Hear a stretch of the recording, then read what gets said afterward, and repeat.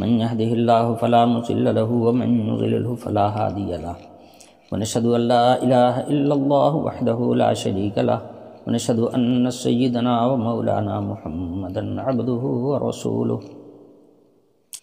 أما بعد فأعوذ بالله من الشيطان الرجيم بسم الله الرحمن الرحيم وترى المجرمين يومئذ مقرنين في الأصفاد سرابيلهم من قطران وتغشى وجوههم النار ليجزي الله كل نفس ما كسبت إن الله سريع الحساب هذا بلاغ للناس ولينذروا به وليعلموا أنما هو إله واحد وليذكر أولو الألباب.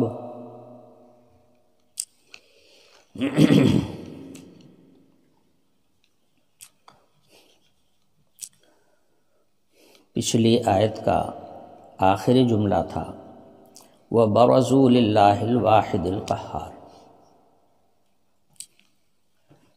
زمین و آسمان تبدیل کر دیے جائیں گے اور لوگ نکل کھڑے ہوں گے اس اللہ کے سامنے جو اکیلا ہے اور غالب ہے ہر ایک پر.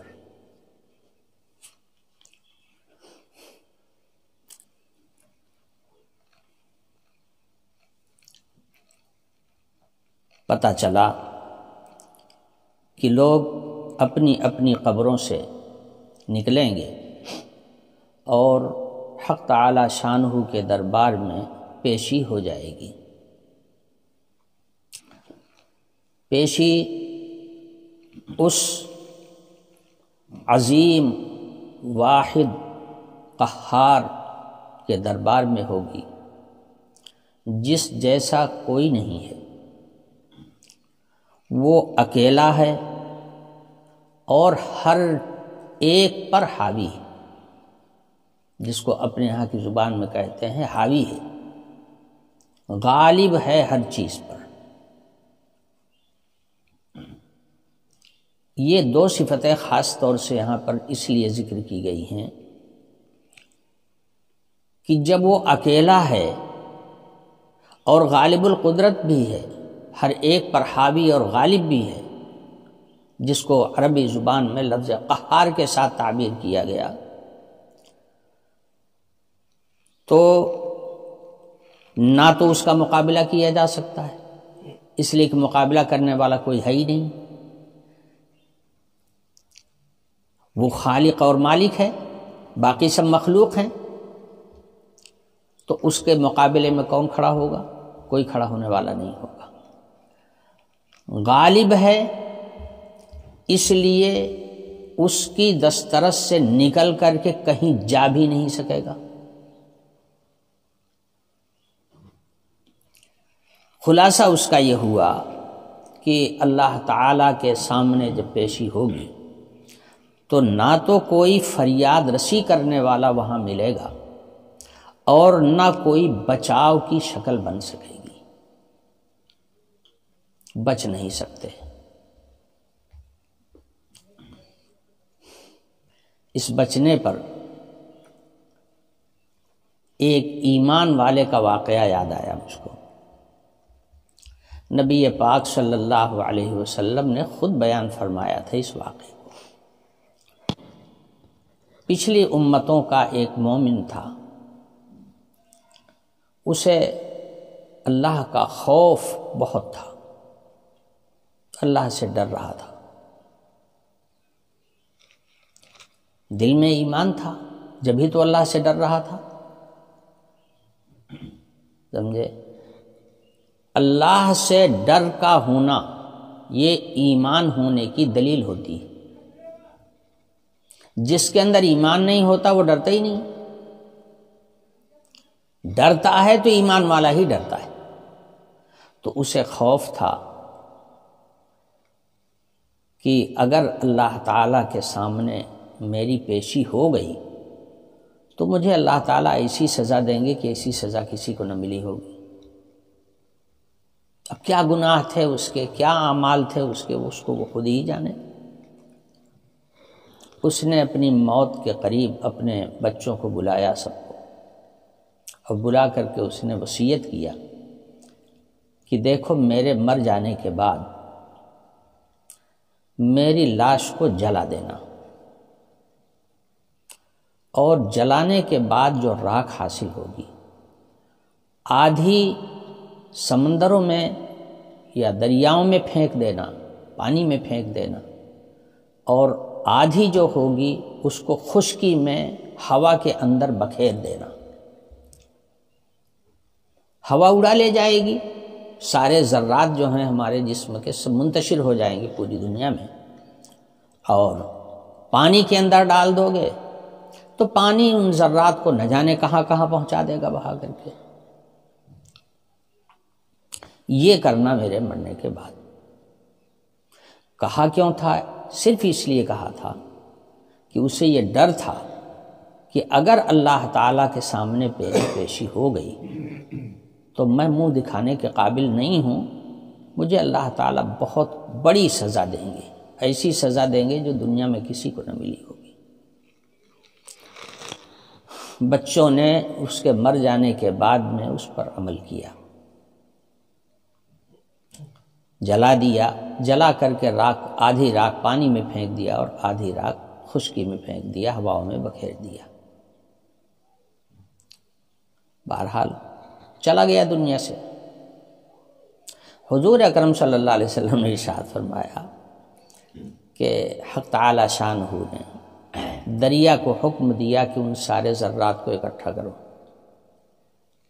ہوا کو حکم دیا کہ زمین کی خشکی پر جتنے اس کے ذرات جہاں جہاں ہیں ان سب کو اکٹھا کرو۔ اکٹھا ہو گیا۔ اب حق تعالی شانہ نے فرمایا بتا تو نے یہ حرکت کی کیوں؟ تو جس چیز سے بچنے کی خاطر اس نے اتنی تدبیر کیا تھا، آخر وہ سامنا ہو ہی گیا رب العالمین کا۔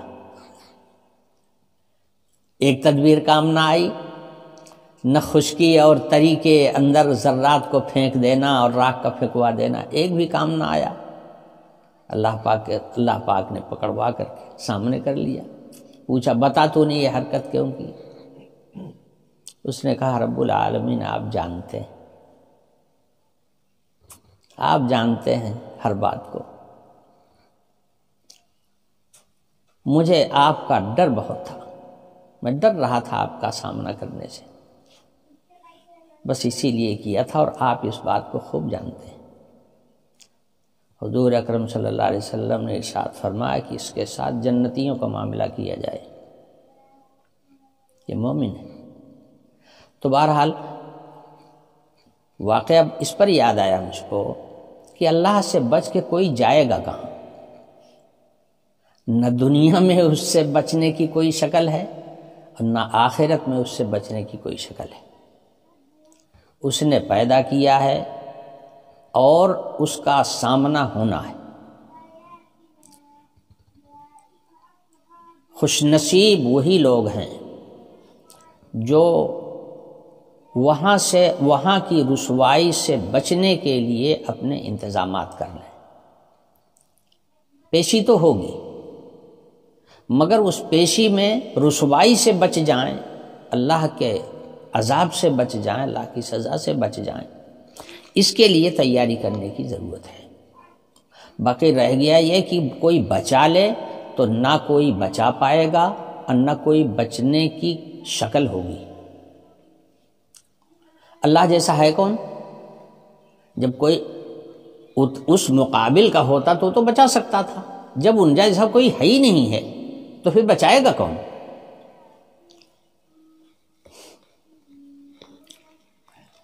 دیکھیے سفارش بھی جو انبیاء علیہم الصلاۃ والسلام اور اولیاء اللہ فرمائیں گے وہ اللہ کے حکم سے ہوگا۔ اللہ جس کی سفارش چاہیں گے اسی کی سفارش ہو سکے گی۔ قرآن پاک میں صراحت ہے لا تنفع الشفاعۃ عندہ الا باذنہ، اللہ کے سامنے کسی کی سفارش اور شفاعت فائدہ نہیں پہنچا سکے گی مگر ان کے حکم سے۔ پتہ چلا کہ شفاعت بھی انہی لوگوں کی ہوگی جس کی شفاعت وہ کروانا چاہیں گے، ہیں وہی، اس لیے ان کو راضی کرنے کی فکر ہمیشہ ہونی چاہیے۔ دنیا کا ہر کام ہو جائے گا، ہوتا رہے گا، کچھ وقت نکال کر کے اللہ کی یاد میں لگانا چاہیے۔ یہاں تو ہفتے میں 2 دن رکھا گیا ہے، حقیقت تو یہ ہے کہ روز ہونا چاہیے تھا۔ 24 گھنٹے میں اگر ہم اس کو تقسیم کریں تو 24 گھنٹے میں کم سے کم 1 گھنٹہ تو اللہ کے دین کو سننے میں، سنانے میں، غور و فکر کرنے میں گزارنا چاہیے نا۔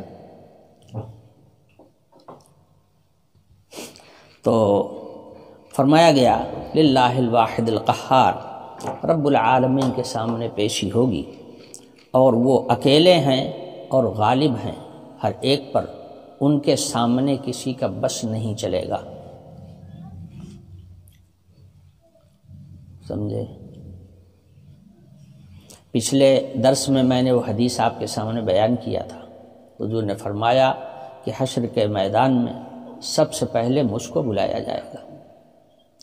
حضور اکرم صلی اللہ علیہ وسلم اس کائنات میں سب سے افضل ہیں۔ اللہ کے نزدیک جو مرتبہ سرکار دو عالم صلی اللہ علیہ وسلم کا ہے وہ اور کسی کا بھی نہیں ہے۔ اسی لیے سید الانبیاء کہے جاتے ہیں۔ حضور اکرم صلی اللہ علیہ وسلم کا لقب سید الانبیاء ہے، تمام انبیاء کے سردار۔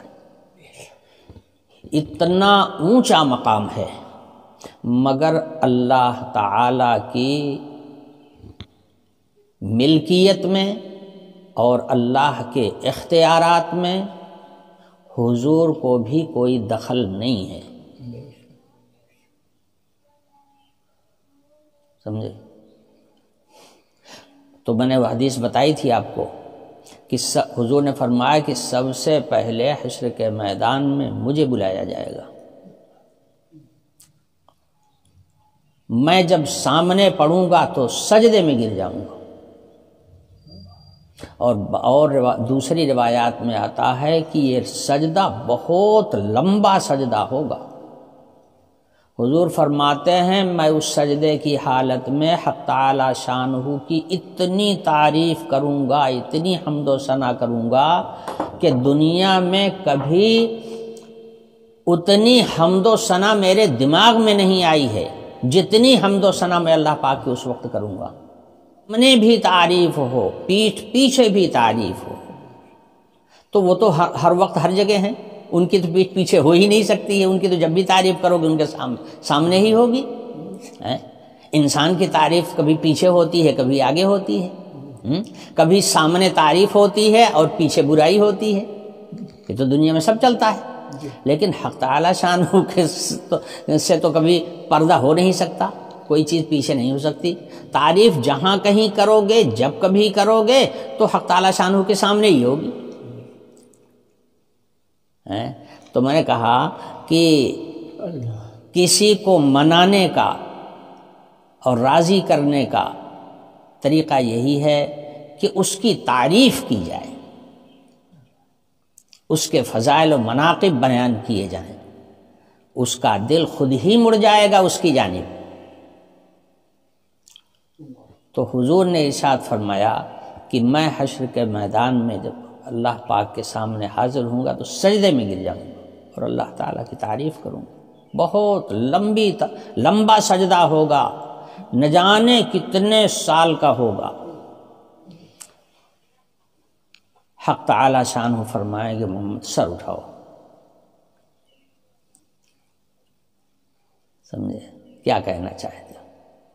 حضور فرماتے ہیں کہ اس وقت میں سارے عالم کے لیے پہلی سفارش کروں گا، پہلی سفارش کروں گا اور سارے عالم کے لیے کروں گا۔ وہ یہ ہوگی کہ سارے بندے میدان محشر میں پریشان ہیں، اب ان کی پریشانی دور کی جائے، حساب کتاب کر کے سب کو ٹھکانے لگا دیا جائے۔ یہ حضور کی پہلی سفارش۔ اس کے بعد تو سفارشات کا دروازہ کھلے گا۔ میں عرض یہ کر رہا تھا کہ سید الاولین والآخرین بھی شفاعت تب کریں گے جب اللہ کا حکم ہوگا۔ فرمائیں گے نا محمد سر اٹھاؤ، کیا کہنا چاہتے ہو بولو، اجازت ہو گئی نا، اب بولیں گے۔ ابھی تک اجازت نہیں تھی، دم مارنے کی گنجائش نہیں تھی، خاموش تھے سب، سارے انبیاء خاموش تھے، حضور اکرم صلی اللہ علیہ وسلم بھی خاموش تھے۔ جب ادھر سے اجازت ملے گی تب سفارش کے لیے منہ کھلے گا۔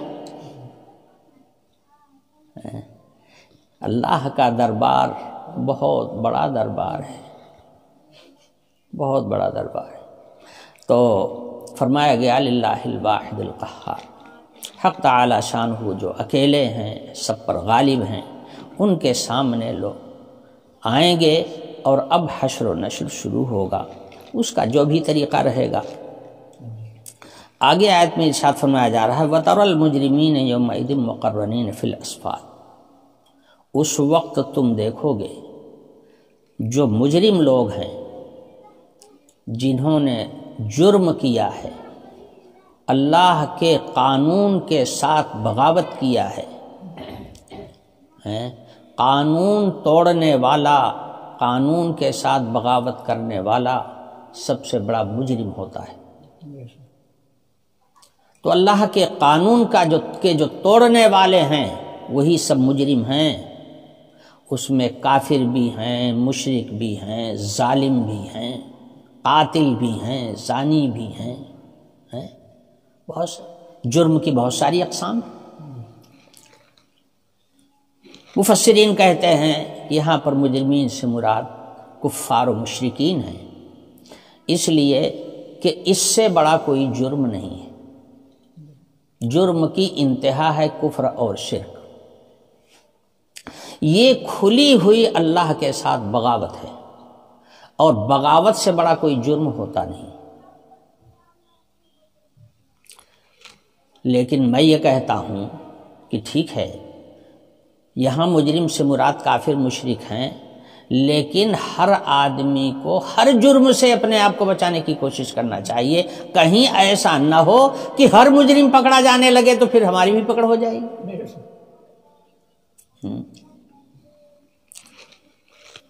تو دیکھو گے اس دن مجرموں کو کہ بندھے ہوئے ہوں گے زنجیروں میں، ایک ترجمہ تھی مقرنین فی الاسفاد، قرن کے معنی آتے ہیں سینگ کے، قرن ایسی چیزوں کو کہتے ہیں جو آپس میں ملی ہوئی ہو، قران اس رسی کو کہتے ہیں جس میں کئی چیزوں کو ملا کر کے باندھ دیا گیا ہو۔ اس لغت کے ترجمے کے بعد اب مقرنین فی الاسفاد کا مطلب صاف سمجھ میں آ گیا کہ ایک قسم کے مجرموں کو ایک ایک رسی میں، کئی مجرموں کو ایک ایک رسی میں باندھا گیا ہوگا۔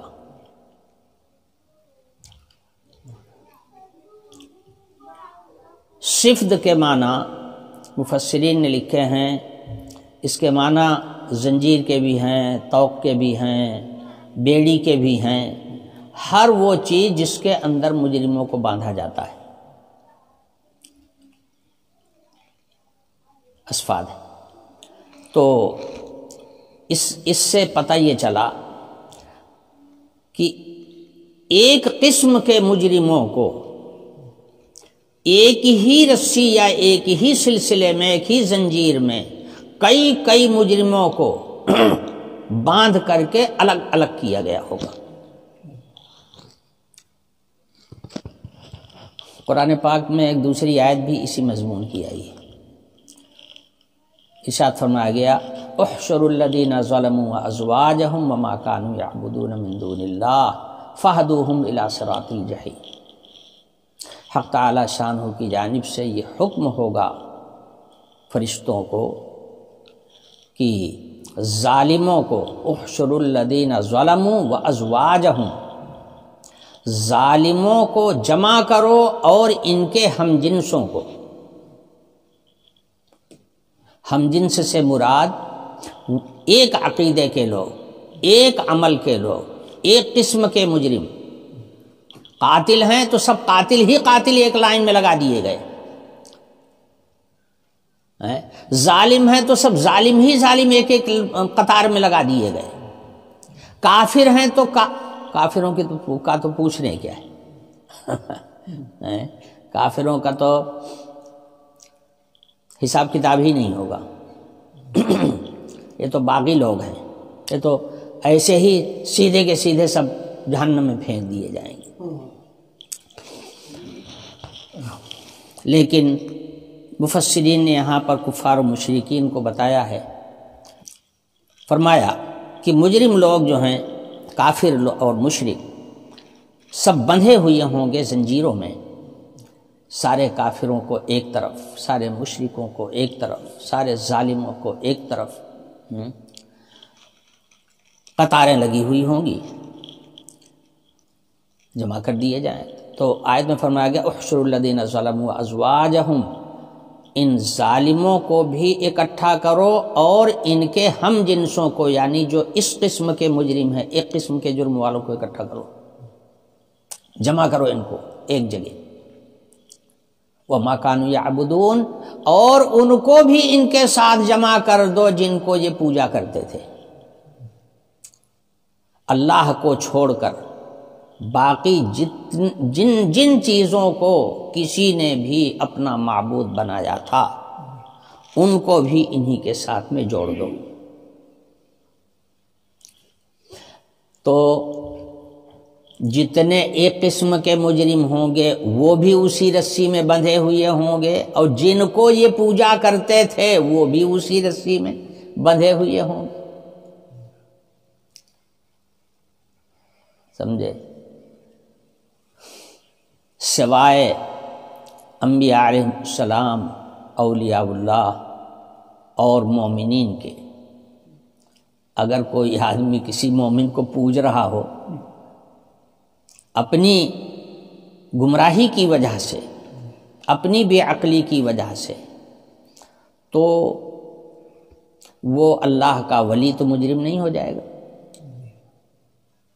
آج اگر کسی ولی کے، کسی پیغمبر کے ماننے والے اس کی پوجا شروع کر دیں تو وہ پیغمبر تھوڑے مجرم ہو جائے گا، سمجھے؟ وہ پیغمبر مجرم نہیں ہو جائے گا، اس لیے کہ وہ اس عمل سے راضی نہیں تھے، اپنی زندگی میں بھی وہ اس سے راضی نہیں تھے۔ حضرت عیسیٰ علیہ السلام کے ماننے والوں نے حضرت عیسیٰ علیہ السلام کو پوجنا شروع کر دیا، بعد میں قیامت کے دن حضرت عیسیٰ علیہ السلام سے پوچھا جائے گا کہ کیا آپ نے ان کو کہا تھا؟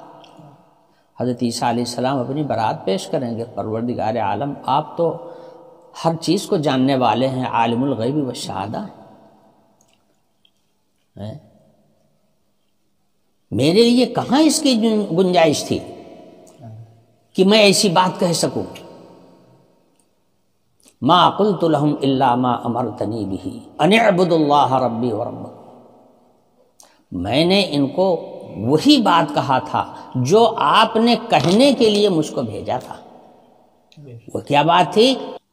صرف ایک اللہ کو پوجو، اس کے علاوہ کوئی پوجنے کے لائق نہیں، وہی میرا بھی رب ہے، وہی تمہارا بھی رب ہے، وہ سب کا رب ہے، پوجو تو بس اسی کو پوجو، سر جھکاؤ تو اسی کے سامنے جھکاؤ، باقی اور کسی کو پوجو مت، کسی کو معبود مت بناؤ۔ میں نے تو یہی بات کہی تھی۔ تو حضرت عیسیٰ علیہ السلام اپنی برات پیش کریں گے کہ رب العالمین میں نے ان کو یہ کہاں کہا تھا کہ مجھ کو اور میری اماں کو سب کو ملا کر کے الوہیت میں شریک کر لو، میں نے کبھی نہیں کہا تھا۔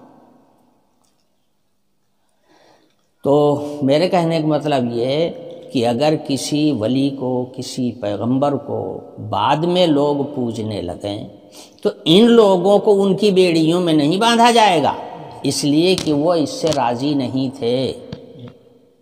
ہاں ان چیزوں کو جن کو انہوں نے معبود بنایا، اور وہ اپنے اس جو عمل ان کے ساتھ کیا جا رہا تھا، یعنی ان کی پوجا کی جا رہی تھی، وہ اس پوجا سے خوش ہو رہے تھے کہ میری پوجا ہو رہی ہے، اپنے نام کی مورتی بنوا رہے تھے، اپنے نام کے بت ترسوا رہے تھے بیٹھ کر کے، خوش تھے جبھی تو چاہتے تھے کہ میری پوجا ہو، اسی لیے تو بیٹھ بیٹھ کر کے مورتی بنواتے تھے اپنے نام کی۔ ہاں تو یہ لوگ جو ہوں گے انہیں اپنے عبادت گزاروں کے ساتھ میں رسیوں میں بندھے ہوئے ہوں گے۔ تو یومئذ وتری المجرمین یومئذ مقرنین فی الاصفاد، آگے فرمایا گیا سرابیلہم من قطران وتغشی وجوہہم النار، ان جہنمیوں کو جن کو رسیوں میں باندھ کر کے قطار میں کھڑا کیا گیا ہوگا، اور پچھلی آیت میں فرمایا گیا فاہدوہم الی صراط الجحیم، ان کو جہنم کے رستے پہ لگا دو، اس قطار میں کھڑی کر دو جو قطار دوزخ کی طرف جا رہی ہے۔ ان کو آیت تو کہہ رہے کہ ان کا کرتا تارکول کا ہوگا۔ حضرات مفسرین نے کہا کہ وہاں کوئی کپڑا نہیں ہوگا، کہ کپڑے کی فیکٹری نہیں ہوگی کہ وہ کپڑا پہنایا جائے گا، یہ تارکول ان کے جسم پر مل دیا جائے گا، اور یہ بھی ایک صورت مثالی ہے انسان کے سمجھنے کے لیے۔ تارکول بنتا ہے ابہل کو نچوڑ کر، اس کے پانی کو پھر آگ پہ رکھ دیا جاتا ہے تو بہت جلدی وہ گاڑھا ہو جاتا ہے اور پک کے تیار ہو جاتا ہے، تارکول بن جاتا ہے۔ تارکول کی خصوصیت یہ ہے کہ یہ اول تو کالا ہوتا ہے، دوسری بات یہ ہوتی ہے کہ اس کے اندر بدبو بہت ہوتی ہے، تیسری بات یہ ہوتی ہے کہ یہ آگ کو بہت جلدی پکڑ لیتا ہے، آگ کو قبول کرنے کی صلاحیت اس کے اندر سب سے زیادہ ہوتی ہے۔ ہر وہ چیز جس کے اندر آتشی مادہ ہوتا ہے وہ آگ کو بہت جلدی پکڑتی ہے، اس کے اندر آتشی مادہ ہوتا ہے۔ اسی وجہ سے عرب میں اونٹوں کو جب خارش ہو جاتی ہے تو وہاں یہی تارکول ان کو لیپ دیا جاتا ہے، ان کے اس خارش کے مقام پر۔ یہ اتنا آتشی ہوتا ہے کہ خارش کے ذرات کو اور خارش کے جراثیم کو جلا دیتا ہے۔ عام طور پر لوگوں نے اس کا گندھک ترجمہ کیا ہے، مگر صحیح بات یہ ہے کہ یہ گندھک نہیں ہے، یہ قطران جو ہے تارکول ہی کو کہتے ہیں۔ گندھک نام کی جو دوا یہاں ہندوستان میں ملتی ہے وہ دوسری چیز ہے، وہ ایسی وہ یہ نہیں ہے، نہ وہ تو پیلی پیلی ہوتی ہے، مٹی جیسی ہوتی ہے، اس کو گندھک بولتے ہیں، تو وہ گندھک نہیں ہے۔ قطران کا صحیح ترجمہ یہی ہے کہ یہ تارکول ہے۔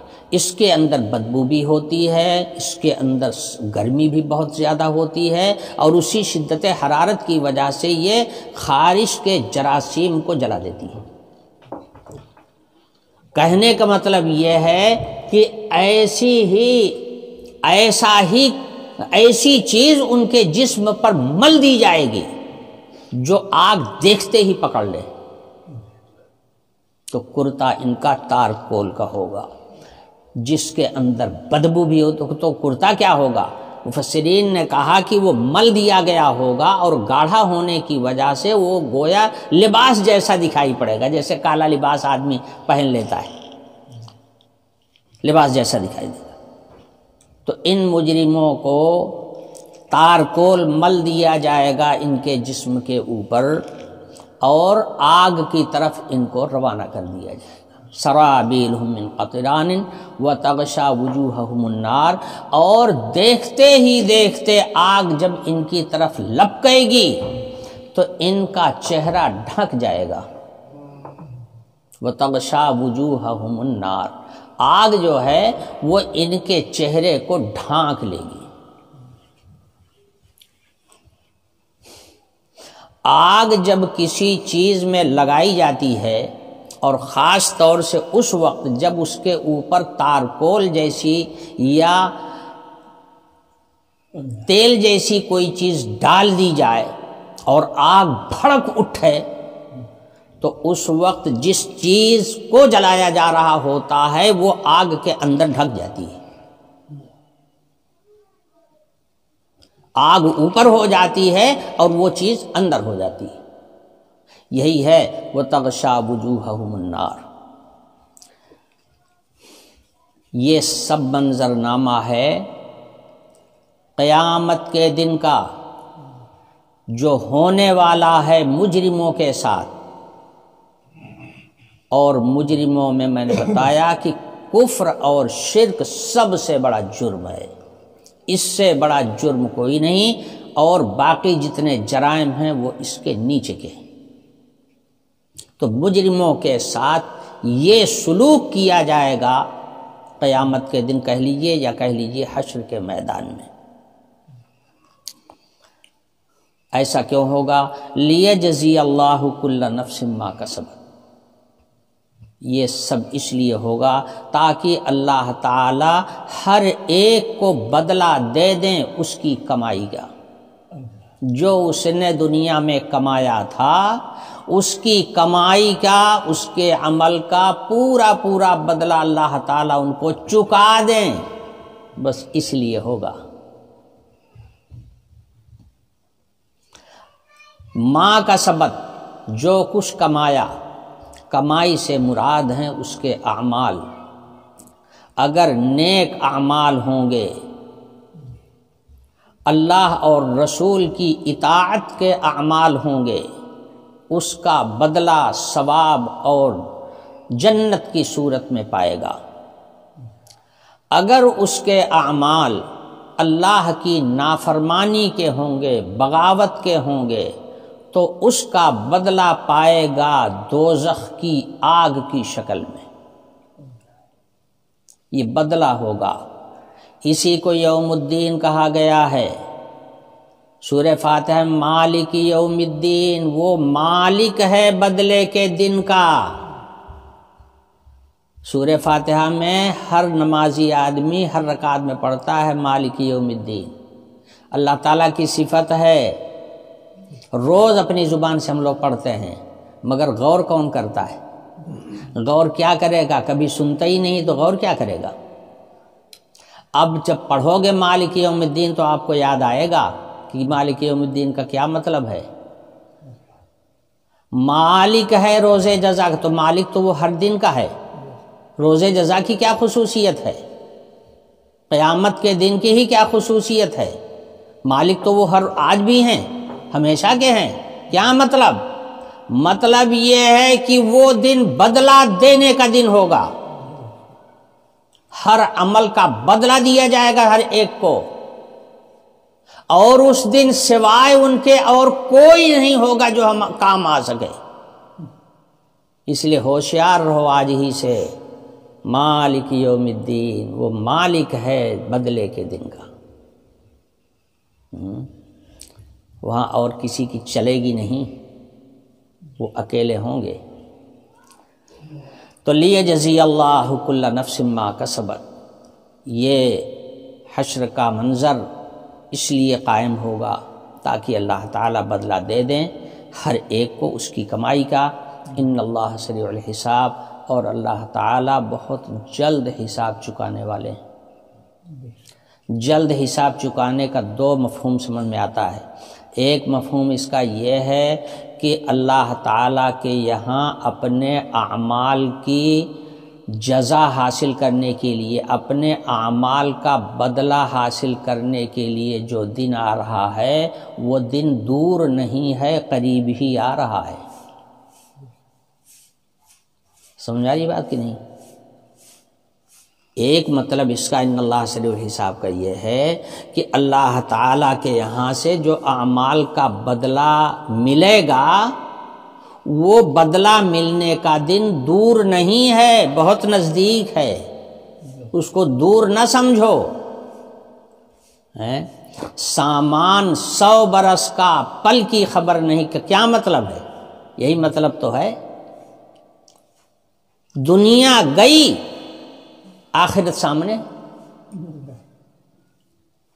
من مات فقد قامت قیامت ہو، حضور نے ارشاد فرمایا جس کی موت آ گئی قیامت تو اس کی شروع ہو گئی، یہی ہے، یہیں سے شروعات ہونے والی ہے، تو کہاں دن ہے دور؟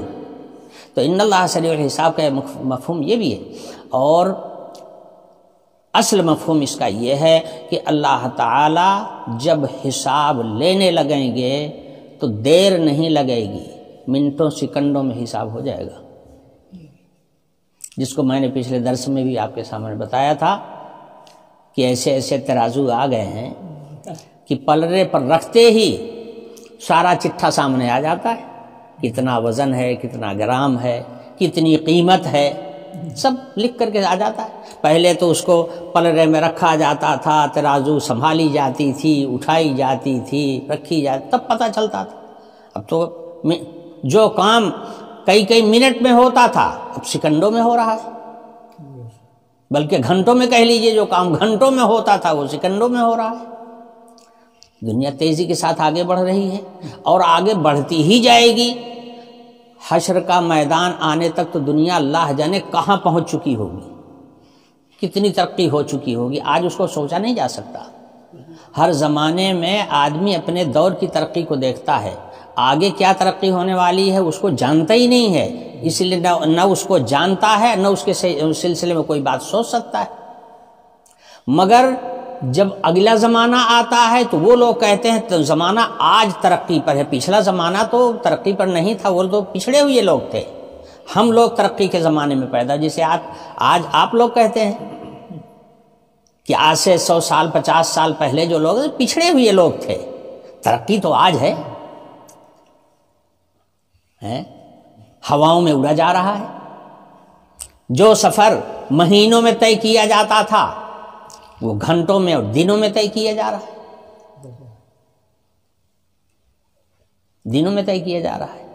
جو دنوں رات میں جو کام کیا جاتا تھا آج منٹوں میں ہو رہا ہے، تو یہ ترقی کا زمانہ ہے۔ ہم آپ اس کو ترقی آج سمجھ رہے ہیں کہ اس سے آگے اب ترقی نہیں ہو سکتی، ہو گئی جتنی ہونی تھی، مگر یہ غلط ہے۔ زمانہ آگے بڑھے گا بھی اور ترقیات ہوگی، نہ جانے کون کون سی صورت سامنے آئے گی، کیا کیا پوزیشن ہوگی، اور کیسے کیسے آلات ایجاد ہوں گے، کیسے کیسے سامان لوگوں کے پاس رہیں گے، آج اس کا کچھ اندازہ نہیں کیا جا سکتا، سمجھے؟ تو ایسی زمانہ ترقی کرتا چلا جائے گا، اور قیامت کے آنے تک تو نہ جانے کتنی ترقی ہو چکی ہوگی۔ تو اللہ تعالیٰ اسی سرزمین کو، اب چاہے یہ زمین بدل کے دوسری زمین لائی جائے، چاہے اسی زمین کو اللہ تعالیٰ بنا دے، جیسے 2 قول میں نے پچھلے درس میں عرض کیا تھا آپ کے سامنے، اور زیادہ صحیح بات، زیادہ رجحان جو ہے محققین کا وہ اس کی طرف ہے کہ حشر کی جو زمین ہوگی وہ دوسری زمین ہوگی، یہ زمین ہوگی ہی نہیں۔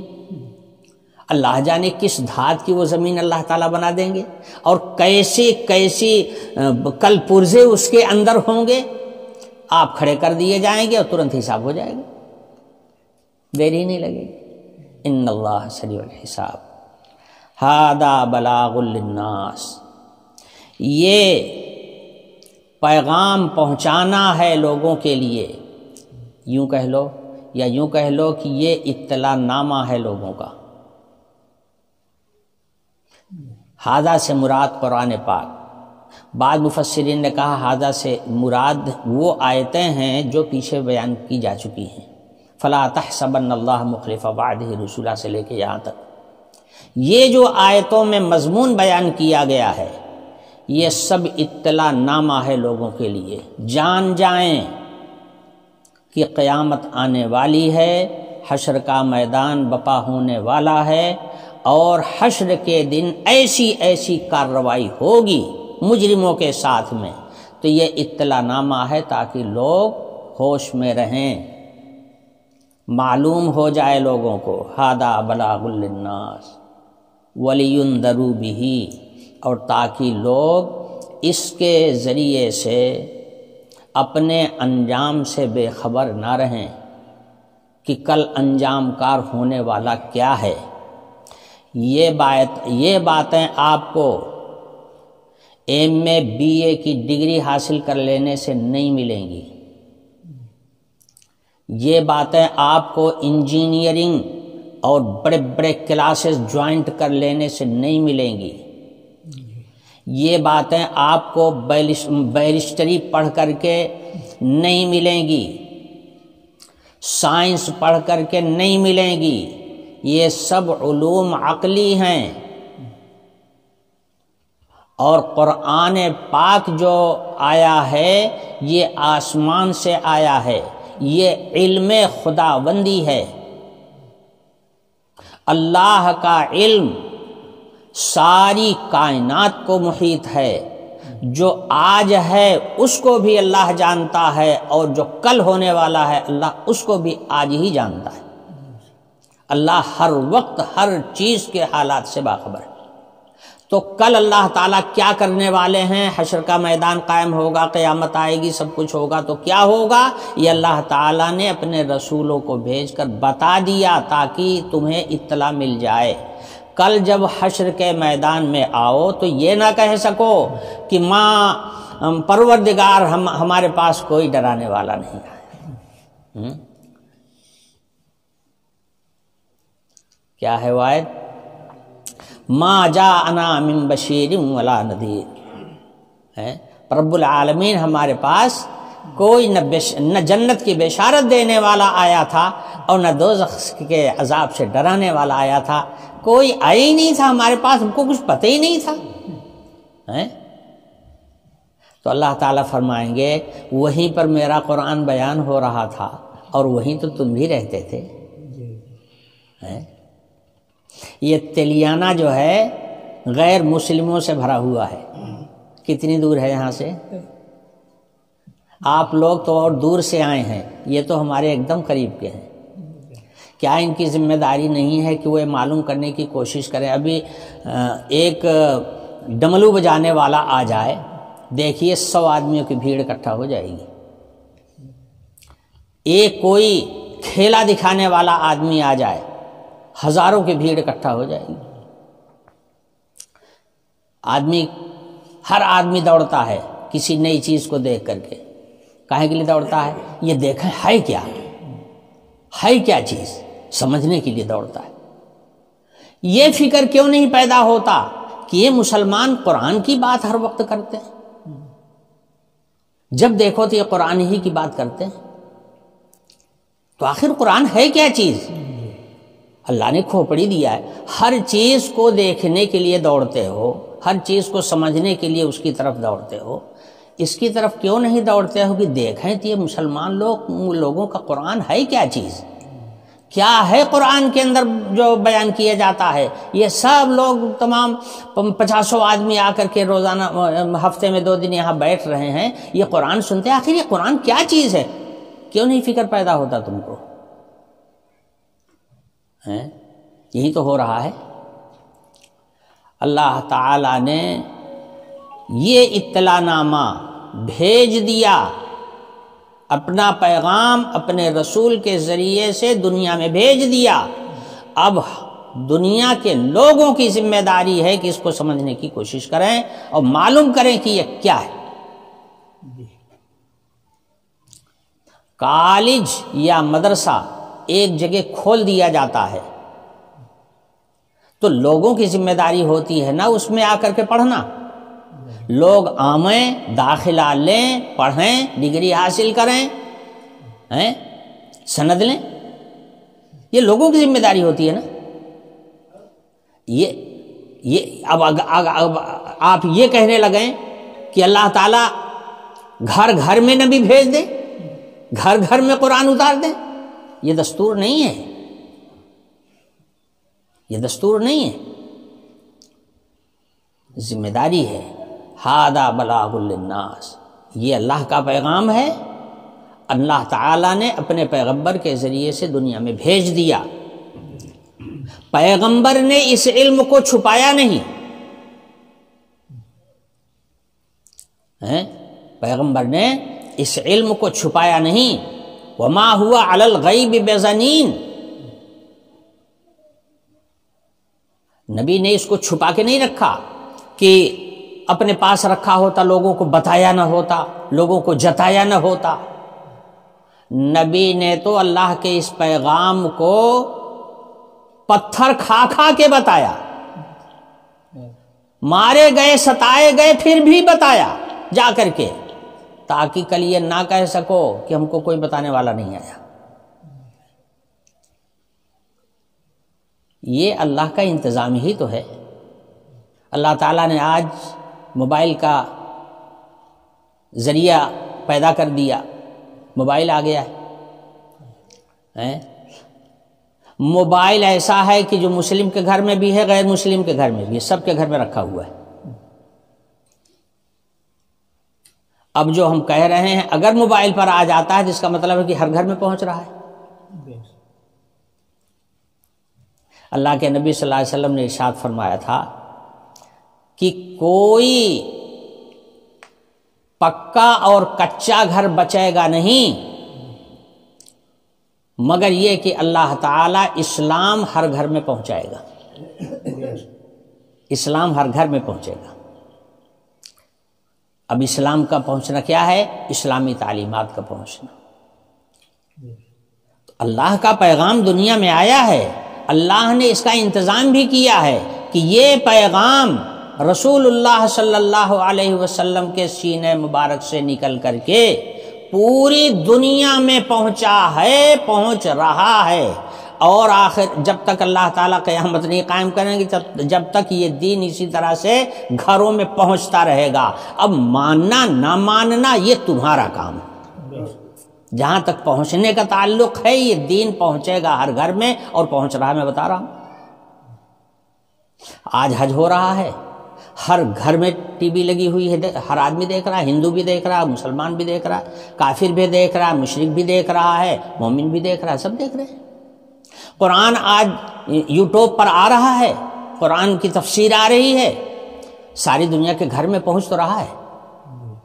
کوئی یہ نہیں کہہ سکے گا کل قیامت کے دن کہ ہم کو پتہ نہیں تھا۔ اتمام حجت ہو جائے گا، ہر گھر میں پہنچے گا اسلام کا پیغام۔ ھذا بلاغ، اے اللہ کا انتظام ہے، کوئی کیا سوچ سکتا ہے۔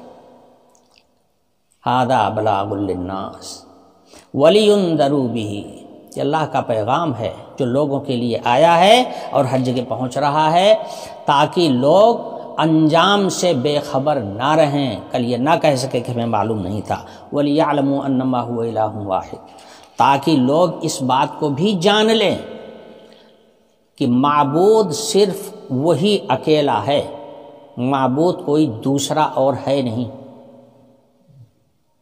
وَلِيَذَّكَّرَ أُولُو الْأَلْبَابِ، اور تاکہ عقل رکھنے والے جو لوگ ہیں وہ نصیحت حاصل کر لیں۔ تو گویا یہ نصیحت نامہ ہے۔ سورہ ابراہیم اختتام کو پہنچا، انشاءاللہ اب اس کے بعد سورہ حجر شروع ہوگا اگلے درس سے۔ وآخر دعوانا الحمدللہ رب العالمین۔